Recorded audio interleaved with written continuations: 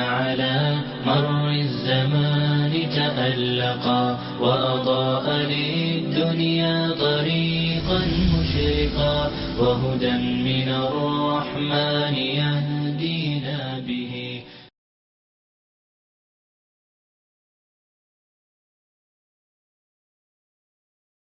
الحمد لله وحده والصلاة والسلام على من لا نبي بعد. اعوذ بالله السميع العليم من الشيطان الرجيم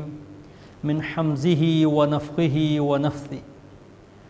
لقد كان لكم في رسول الله اسوة حسنة. تمام قسم کی تعریفیں اللہ رب العزت کے لیے ہیں کہ جو اس کائنات کا اکیلا مالک ہے. اس کائنات کو بنانے میں، اس کائنات کو چلانے میں اس کا کوئی شریک نہیں، کوئی برابری کرنے والا نہیں، کوئی ہاتھ بٹانے والا نہیں. اور لاکھوں کروڑوں درود و سلام ہوں اس ہستی اقدس و مقدس پر کہ جن کا نام نامی اسم گرامی محمد کریم صلی اللہ علیہ وآلہ وصحبہ وسلم ہے. اللہ رب العزت نے ان کو نور ہدایت کا آخری مینار بنا کر مبعوث فرمایا. ان کے بعد کوئی نبی، کوئی رسول اور کوئی پیغمبر نہ اب تک آیا ہے اور نہ قیامت کے دن تک آئے گا. اما بعد، پچھلے پروگرام میں میں آپ کے گوش گزار کر رہا تھا کہ رسول اللہ صلی اللہ علیہ وسلم طائف سے واپس آنے کے بعد ایک نئے عزم سے، ایک نئے جوش اور نئے ولولے کے ساتھ اللہ کے دین کی تبلیغ کے لیے، اس کی ترویج کے لیے، اس کی دعوت کے لیے مصروف عمل ہو گئے. یہ نبوت کا 10واں سال تھا اور ذی-قعدہ کا مہینہ تھا اور حج کا موسم بالکل قریب آ گیا تھا اور مختلف علاقوں سے، مختلف قبائل سے وفود وہ حج کے لیے تشریف لانا شروع ہو گئے. تو رسول اللہ صلی اللہ علیہ وسلم اپنے معمول کے مطابق کہ جب سے اللہ نے ان کو کھلے عام دعوت اور تبلیغ کا حکم دیا تھا نبوت کے 4تھے سال سے، اس سال سے لے کر ہمیشہ ہر سال حج کے دنوں میں آپ صلی اللہ علیہ وسلم مختلف قبائل پر جاتے، ان کو دین کی دعوت دیتے، اپنی نبوت کو ان پر پیش کرتے اور ان سے اس بات کا اظہار کرتے کہ اگر وہ اللہ کے دین کو قبول کر لیں تو اللہ ان کو عرب کا بھی مالک بنائے گا اور اللہ ان کو عجم کی بادشاہت بھی نصیب فرمائے گا. اسی طریقے کے تحت آپ صلی اللہ علیہ وسلم نے بنو غسان، بنو سلیم، بنو عامر بن صعصع، بنو کلب اور بنو حنیفہ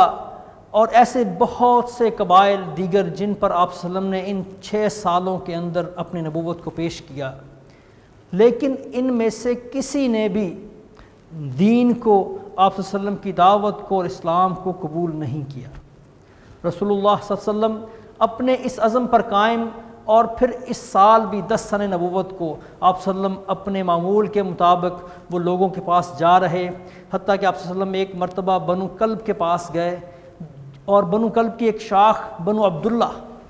اور ان کو آپ صلی اللہ علیہ وسلم نے دین کی دعوت دی. آپ صلی اللہ علیہ وسلم کے ساتھ جناب ابوبکر صدیق رضی اللہ تعالی عنہ تھے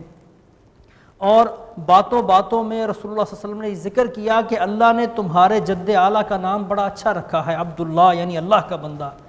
لیکن انہوں نے دین کو قبول نہیں کیا. ایسے ہی ان سالوں میں یہ جو 6 سال کا عرصہ ہے، 4 سنہ نبوت سے لے کر 10 سنہ نبوت تک، آپ صلی اللہ علیہ وسلم نے بنو حنیفہ نامی ایک قبیلے سے اس پر اپنے آپ کو پیش کیا، ان کو دین کی دعوت دی، لیکن پورے عرب میں سے اتنا برا جواب کسی قبیلے نے نہیں دیا جتنا کہ بنو حنیفہ نے دیا. پھر ایسے ہی ایک قبیلہ بنو عامر بن صعصع، اس کے پاس آپ صلی اللہ علیہ وسلم ان کے ایک جماعت، ایک گروہ کے پاس گئے جو حج کے لیے آیا تھا اور ان پر دین کو پیش کیا. ان کے اندر ایک شخص تھا بحیرہ جس کا نام تھا. اس نے جب آپ صلی اللہ علیہ وسلم کی بات سنی تو وہ کہنے لگا اپنی قوم سے کہ اگر میں اس شخص کو لے لوں تو میں پورے عرب کو کھا جاؤں گا. یعنی اس نے آپ صلی اللہ علیہ وسلم کی دعوت کو سن کر اس کے دل میں یہ بات راسخ ہو گئی کہ یہ ایسی بات ہے، ایسی دعوت ہے جو غالب آ کے رہے گی. اور اپنے ساتھیوں سے کہنے لگا کہ اگر یہ ہمارے ساتھ ہو جائیں، ہمیں مل جائیں تو ہم پورے عرب پہ غالب آ جائیں گے. پھر وہ رسول اللہ صلی اللہ علیہ وسلم کے پاس بیٹھ گیا. اس نے مختلف امور پر گفتگو کی. آپ صلی اللہ علیہ وسلم نے اس کو اللہ کی حقانیت، اللہ کے وحدانیت، اللہ کا ایک ہونا، اللہ کا اکیلا لائق عبادت ہونا، اور پھر قرآن کی تلاوت کی اور دین کی کافی حد تک وضاحت کی۔ اس نے آخر میں ایک سوال کیا کہ اگر اللہ آپ کو غالب کر دے، آپ کا دین پورے عرب پر غالب آ جائے، آپ کی حکومت قائم ہو جائے، تو کیا آپ کے بعد یہ حکومت ہمارے قبیلے میں آئے گی؟ تو رسول اللہ صلی اللہ علیہ وسلم فرمانے لگے کہ دیکھو، حکومت تو اللہ کے ہاتھ میں ہے، وہ جہاں چاہے گا اپنی حکومت کو رکھے گا۔ تو کہنے لگا یہ عجیب بات ہوئی کہ عرب کے سامنے ہمارا سینہ رہے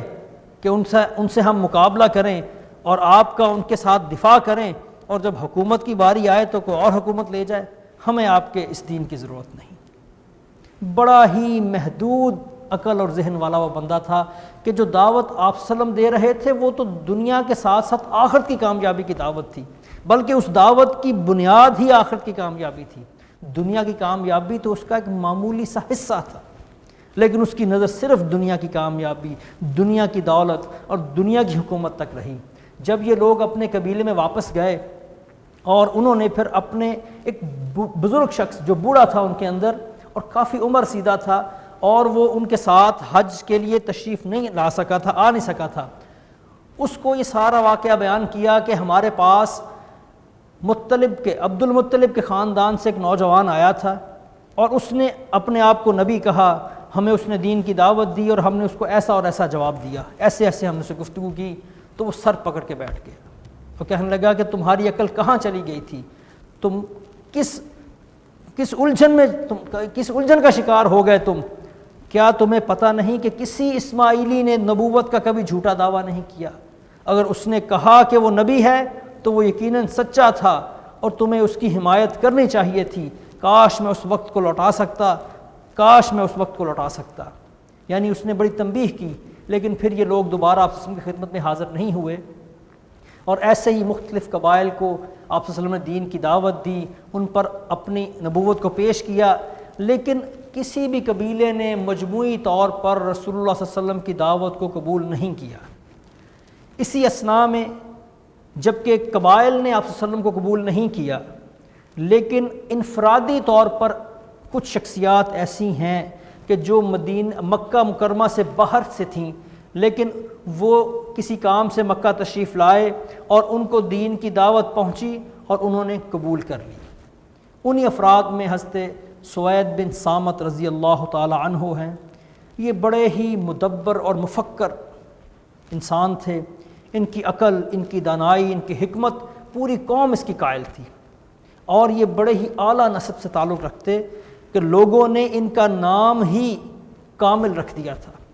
کہ یہ شخص ایسا سمجھدار ہے اور اتنا سوجھ بوجھ کا مالک ہے کہ اس کو کامل کا لقب انہوں نے قوم نے دے رکھا تھا۔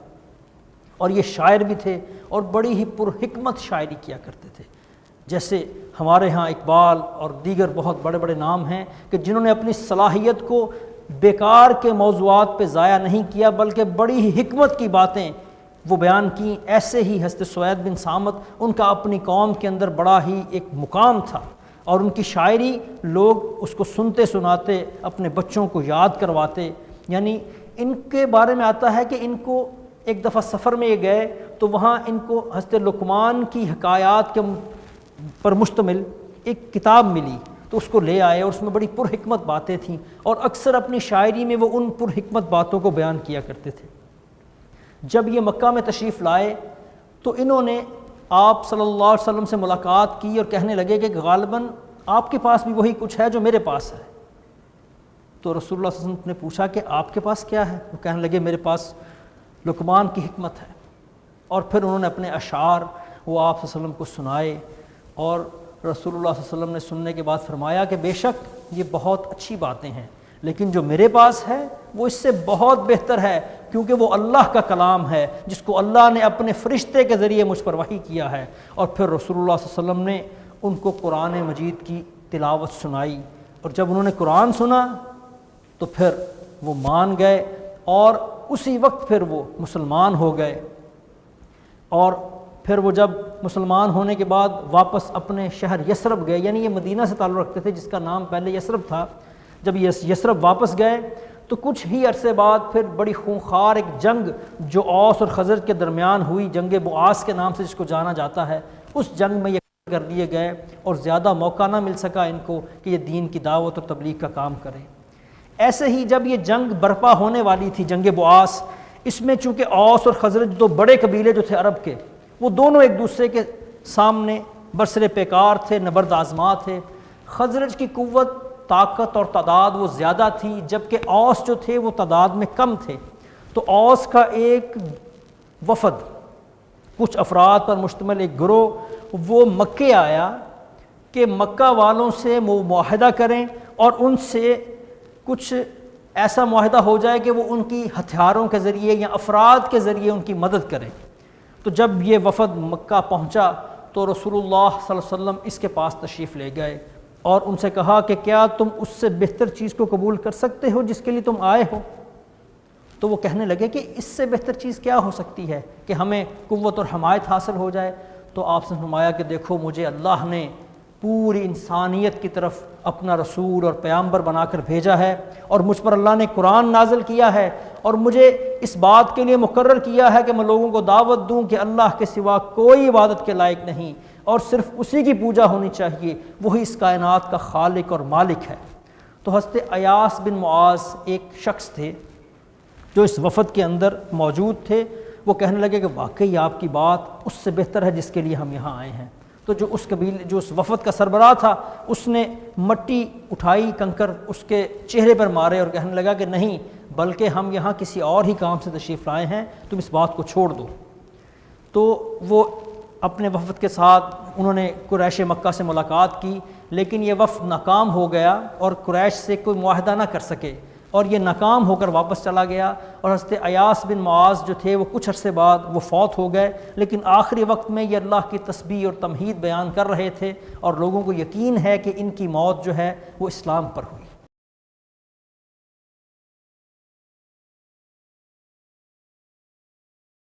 حضرت ایاس بن معاذ اور حضرت سوید بن صامت رضی اللہ تعالی عنہما، ان دونوں کے اسلام قبول کرنے اور یثرب جانے کی وجہ سے یثرب کے اندر آپ صلی اللہ علیہ وسلم کی نبوت اور دعوت کا کسی حد تک تعارف جو ہے وہ پہنچ چکا تھا، اور یثرب کے قریب ہی ایک قبیلہ، غفاری قبیلہ، جو غفار قبیلہ تھا، وہ رہائش پذیر تھے۔ ان کے ایک شخص حضرت ابو ذر رضی اللہ تعالی عنہ، یہ بھی فطرت سلیم پر تھے کہ یہ اسلام سے پہلے ہی بہت سی خرافات کو، بت پرستی کو اور دیگر بہت سی بیماریوں کو جو عام قریش میں پائی جاتی تھیں یا بالعموم عرب میں پائی جاتی تھیں، وہ اس کو چھوڑ چکے تھے اور لوگوں کو بھی اچھائی کی تلقین کیا کرتے تھے۔ جب ان دونوں افراد کے ذریعے ان تک آپ صلی اللہ علیہ وسلم کا تعارف پہنچا تو انہوں نے اپنے بھائی کو بھیجا کہ وہ جائیں مکہ کے اندر اور آپ صلی اللہ علیہ وسلم کے متعلق کچھ معلومات لا کر ان کو دیں۔ تو ان کے بھائی مکہ میں آئے، وہ آپ صلی اللہ علیہ وسلم سے ملے، اور واپس جا کر انہوں نے حضرت ابو ذر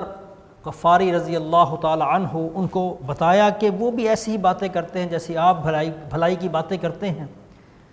تو اس قسم کی انہوں نے کچھ بات کہی، لیکن حضرت ابو ذر کو تسلی اور تشفی نہ ہو سکی۔ پھر انہوں نے اس بات کا ارادہ کیا کہ وہ خود مکہ جائیں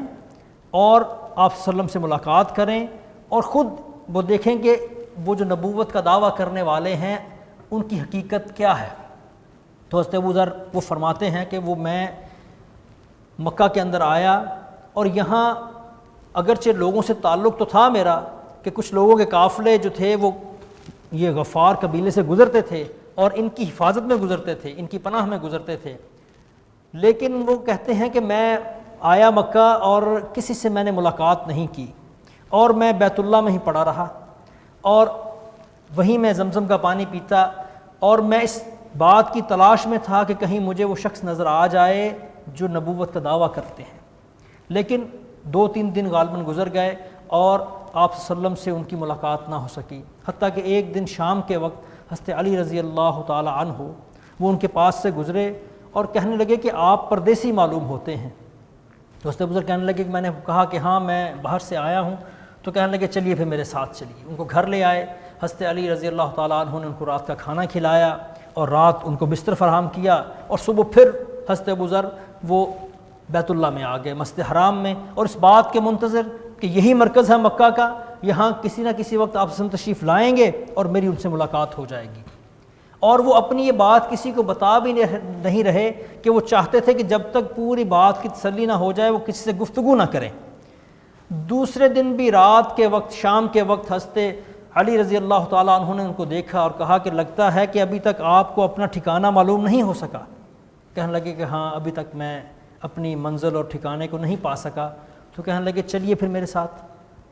راستے میں جب ان کو لے کے آ رہے تو پوچھا کہ آپ کس مقصد کے لیے اس شہر میں آئے ہیں مکہ کے اندر؟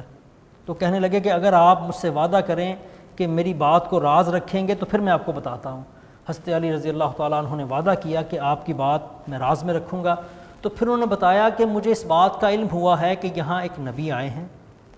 اور میں ان سے ملنے کے لیے آیا ہوں، یہ جاننے کے لیے آیا ہوں کہ وہ کیا دعوت پیش کرتے ہیں، کون سا دین ہے جس کو وہ پیش کرتے ہیں۔ تو حضرت علی رضی اللہ تعالیٰ عنہ وہ فرمانے لگے کہ آپ بالکل صحیح جگہ پہنچے ہیں، اب میرے ساتھ چلیے، میں انہی کے پاس جا رہا ہوں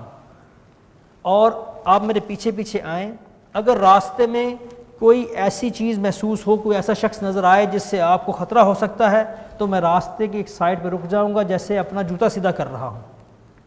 اور آپ مجھے کراس کر کے آگے چلے جائیے گا، اور اگر خیر و عافیت رہے تو آپ میرے پیچھے پیچھے آئیں اور جہاں میں داخل ہوں آپ بھی وہاں داخل ہو جائیں۔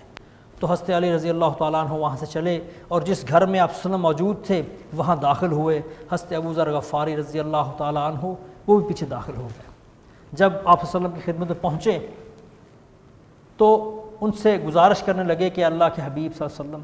آپ مجھ پر اسلام کو اور دعوت کو پیش کیجیے۔ آپ وسلم نے اللہ کی حمد و ثنا بیان کی اور قرآن کی تلاوت فرمائی، اور پھر فوراً ہی ان کا سینہ کھل گیا۔ اللہ نے پہلے ہی ان کو بہت سی خرافات سے اور برائیوں سے بچا رکھا تھا، لیکن آپ وسلم کے دعوت دینے سے اللہ نے فوراً ان کا سینہ کھول دیا اور اسی وقت مسلمان ہو گئے، اسی وقت کلمہ پڑھا اور مسلمان ہو گئے۔ اور پھر رسول اللہ صلی اللہ علیہ وسلم نے ارشاد فرمایا کہ ابو ذر ابھی آپ واپس جائیے اپنے وطن میں، اپنے قبیلے میں، اور جب آپ کو اطلاع ہو کہ اللہ نے ہمیں غلبہ عطا فرما دیا ہے تو پھر آپ ہمارے پاس آ جائیے۔ تو حضرت ابو ذر فرماتے ہیں کہ میں نے کہا کہ قسم ہے اس ذات کی جس نے آپ کو سچا نبی بنا کر بھیجا ہے کہ اب تو میں ببانگ دہل اور ڈنکے کی چوٹ پر یہ اعلان کروں گا کہ آپ اللہ کے رسول ہیں اور اللہ کے سوا کوئی عبادت کے لائق نہیں۔ پھر وہ وہاں سے حرم میں تشریف لائے اور لوگوں کو مخاطب کر کے کہ اے قریش کے لوگو، اشہد ان لا الہ الا اللہ واشہد ان محمدا عبدہ ورسولہ، کہ میں اس بات کی گواہی دیتا ہوں کہ اللہ کے سوا عبادت کے لائق کوئی نہیں، اور میں اس بات کی بھی گواہی دیتا ہوں کہ محمد الرسول اللہ صلی اللہ علیہ وسلم وہ اللہ کے بندے ہیں اور اللہ کے رسول ہیں۔ یہ بات سننی تھی کہ قریش کے لوگ وہ بل پڑے اور انہوں نے آپ کو خوب زد و کوب کیا، خوب مارا، حتیٰ کہ حضرت عباس رضی اللہ تعالی عنہ جو بھی مسلمان نہیں ہوئے تھے انہوں نے آ کر اس کے پاس پوچھا کہ تم کون ہو؟ اس نے کہا، حضرت ابو ذر نے فرمایا کہ میں قبیلہ غفار کا بندہ ہوں۔ تو انہوں نے لوگوں کو کہا کہ بدبختو، تمہارا تجارتی راستہ وہ قبیلہ غفار سے ہو کے گزرتا ہے، اور یہ قبیلہ غفار کا بندہ ہے، اس کو اگر تم مار ڈالو گے تو اپنے قافلوں کو کیسے وہاں سے تمہارے قافلے گزریں گے؟ تو لوگوں نے اس بات کے ڈر سے ان کو چھوڑ دیا کہ کہیں اس کو کچھ ہو جانے کی وجہ سے ہمارا تجارت جو ہے وہ ڈسٹرب نہ ہو جائے۔ حضرت ابو ذر غفاری اگلے دن پھر وہاں تشریف لے گئے، پھر لوگوں کو مخاطب کر کے ایسے ہی بات کہی اور بلند آواز سے کلمہ شہادت اس کو پڑھا۔ لوگ پھر بل پڑے، پھر ان کو بہت تکلیف پہنچائی، بڑی اذیت دی، اور پھر حضرت عباس رضی اللہ تعالیٰ عنہ انہوں نے آ کر وہی کلمات کہے، لوگوں کو پھر تنبیہ کی، اور پھر اس طرح وہ لوگوں نے حضرت ابو ذر غفاری کو چھوڑ دیا اور وہ پھر اپنے علاقے میں تشریف لے آئے۔ ایسے ہی بہت ہی سوجھ بوجھ کے مالک افراد میں جو اس دور میں اس وقت میں مسلمان ہوئے جن کا تعلق مکے سے نہیں تھا، ان میں حضرت طفیل بن عمر رضی اللہ تعالی عنہ ہیں جو قبیلہ دوس کے سردار تھے۔ ان کے مشرکین سے بہت ہی دیرینہ اور بڑے پرانے تعلقات تھے، اور جب یہ مکہ کے اندر غالباً 11 سنہ نبوت کو 11 سنہ ہجری کو یہ عمرہ کے لیے تشریف لائے تو مکہ کے بڑے بڑے سردار وہ ان کے استقبال کے لیے باہر نکلے، ان کو اہتمام کے ساتھ بڑے پروٹوکول کے ساتھ اپنے گھر میں لائے اور ان سے وہ گزارش کرنے لگے کہ دیکھیے ہم بڑی ہی مشکل سے دوچار ہیں، بڑی مصیبت میں پڑے ہوئے ہیں کہ ہمارے اندر ایک شخص کھڑا ہوا ہے اور اس کی بات میں ایسا جادو ہے کہ جو اس کی بات سن لیتا ہے اس کے جادو کا شکار ہو جاتا ہے، اور اس جادو نے بھائی کو بھائی سے لڑا دیا ہے اور بیوی کو خاوند کا مخالف کر دیا ہے اور بیٹے کو باپ کا دشمن بنا دیا ہے۔ ایک عجیب سی صورتحال ہمارے معاشرے میں پڑ گئی ہے اور ہم اس مصیبت سے بہت پریشان اور تنگ ہیں، اور ہم یہ چاہتے ہیں کہیں آپ اس مصیبت کا شکار نہ ہو جائیں، لہٰذا آپ کو ہماری یہ نصیحت ہے کہ اس کی بات نہ سنیں، بس آپ بات سنیں گے تو اس کا شکار ہو جائیں گے۔ حضرت طفیل فرماتے ہیں کہ اس قدر تاکید کی مجھے اور اس قدر انہوں نے مجھ کو پریشرائز کیا کہ میں نے کانوں میں روئی ٹھونس لی کہ کہیں نہ چاہتے ہوئے بھی کوئی اچانک بات میرے کان میں نہ پڑ جائے اور میں اس سے متاثر نہ ہو جاؤں۔ لیکن وہ کہتے ہیں کہ اللہ کی حکمت وہ اپنے کاموں پہ غالب ہے۔ اللہ نے مجھے قرآن سنانا تھا کہ میں جب حرم میں طواف کر رہا تو میرے کانوں میں قرآن کی آواز پہنچی۔ آپ صلی اللہ علیہ وسلم ایک جگہ وہاں موجود تھے اور تلاوت فرما رہے تھے، تو کہنے لگے کہ میں نے اپنے آپ سے کہا کہ اے طفیل تو اتنی سمجھ بوجھ کا مالک، تو دنیا کے ہر کام کو جانچ سکتا، اچھے برے کا فیصلہ کر سکتا ہے، تو اس کو کیا ہو گیا؟ کیا تیرے اندر یہ صلاحیت نہیں کہ کسی بات کو تو پرکھ سکے کہ یہ اچھی ہے یا بری؟ کیوں نہ تم اس کی بات سنو، اگر اچھی ہو تو ٹھیک ہے ورنہ بری ہے تو چھوڑ دینا اس کو۔ وہ کہتے جب آپ صلی اللہ علیہ وسلم سے چل پڑے تو میں ان کے پیچھے پیچھے چل پڑا، کانوں سے روئی نکال دی، آپ ان کے پیچھے چل پڑا، اور جب آپ صلی اللہ علیہ وسلم داخل ہوئے گھر میں تو میں بھی پیچھے داخل ہو گیا۔ ابھی یہ وقت تھا کہ جب یہ گھر میں داخل ہونے سے پہلے اجازت لینے کا کوئی سلسلہ، عربوں میں یہ رواج بھی نہیں تھا، وہ بغیر اجازت کے گھر میں داخل ہو جایا کرتے تھے۔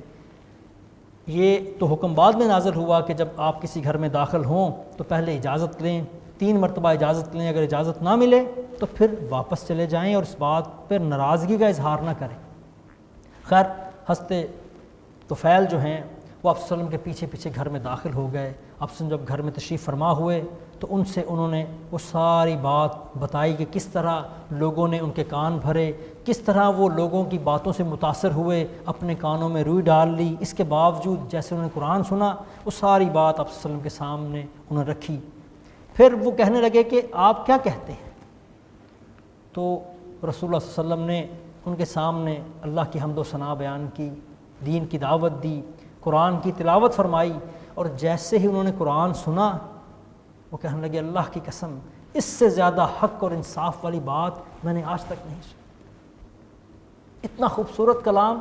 واللہ آج تک ایسی بات سنی ہی نہیں ہے۔ لائیے اپنا ہاتھ اور میں آپ کے ہاتھ پہ بیعت کرتا ہوں۔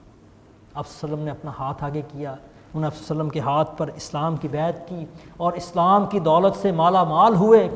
اور پھر گزارش کرنے لگے کہ اللہ کے حبیب صلی اللہ علیہ وسلم میں اپنے قبیلے کا سردار ہوں اور میرا قبیلہ میری بات مانتا ہے، آپ اللہ سے دعا کریں اللہ مجھے کوئی نشانی عطا فرما دیں کہ میں جاؤں اپنی قوم میں اور اپنی قوم کو دین کی دعوت دوں۔ تو اللہ تعالیٰ آپ صلی اللہ علیہ وسلم نے اللہ سے دعا فرما دی، اور جب حضرت طفیل بن عمر دوسی رضی اللہ تعالیٰ عنہ وہاں سے نکلے اور اپنے وہ قبیلے کے پاس پہنچے تو ایک روشنی ان کے چہرے پر آ گئی، ان کا چہرے کے اوپر ایک خاص نور آ گیا، ایک چمک آ گئی۔ تو حضرت طفیل فرماتے ہیں کہ پھر میں نے اللہ سے دعا کی کہ لوگ اس کو مسئلہ نہ سمجھیں، کہ وہ یہ سمجھے شاید چہرہ مسخ کر دیا گیا ہے، کہ بہت ہی نورانی اور چمک آ گئی۔ تو اللہ سے دعا کی کہ اللہ اس نشانی کو کسی اور جگہ منتقل فرما دے۔ تو پھر وہ روشنی ان کے چہرے سے ان کے عصا جو لاٹھی تھی اس میں منتقل ہو گئی، اور پھر اس نشانی کے ساتھ اپنی قوم میں گئے، لیکن قوم نے ابتدائی طور پر ان کی بات نہیں مانی، حتیٰ کہ باقی تمام معاملات میں وہ ان کی تباہ کرتے تھے، لیکن بہت عرصہ وہ اپنی قوم کو دعوت دیتے رہے، حتیٰ کہ غزوہ خندق کے بعد پھر اپنی قوم کے 70 یا 80 خاندانوں کے ساتھ جو مسلمان ہو گئے تھے ان کو لے کر پھر یہ ہجرت کر کے مدینہ منورہ پہنچتے ہیں۔ ایسے ہی وہ افراد جو کہ اس دوران مسلمان ہوئے ان میں حضرت ضماد ازدی رضی اللہ تعالی عنہ بھی ہیں۔ یہ یمن کے باشندے تھے اور یہ جھاڑ پھونک کا کام کرتے تھے، اسیب اتارنا، جیسے عام طور پہ کاہن کیا کرتے ہیں۔ یہ خود ہی فرماتے ہیں کہ جب میں مکہ آیا اور آپ صلی اللہ علیہ وسلم کا تذکرہ میں نے سنا تو میرے دل میں یہ بات آئی کہ کیوں نہ میں جا کر اس شخص سے ملوں، شاید اللہ میری طرف سے یا میرے ذریعے سے اس کو صحت عطا فرما دے، کہ اگر اس کو کوئی آسیب ہے جو نظر آتا ہے، کوئی چیز ہے جو اس کو تنگ کرتی ہے۔ تو وہ کہتے ہیں کہ میں آپ صلی اللہ علیہ وسلم کے پاس آیا اور کہا کہ دیکھیے میں جھاڑ پھونک کا کام کرتا ہوں، آسیب اتارتا ہوں، اگر آپ کو میری ضرورت ہے تو مجھے بتائیں، میں آپ کا علاج کر دیتا ہوں۔ تو آپ صلی اللہ علیہ وسلم نے فرمایا ان الحمدللہ،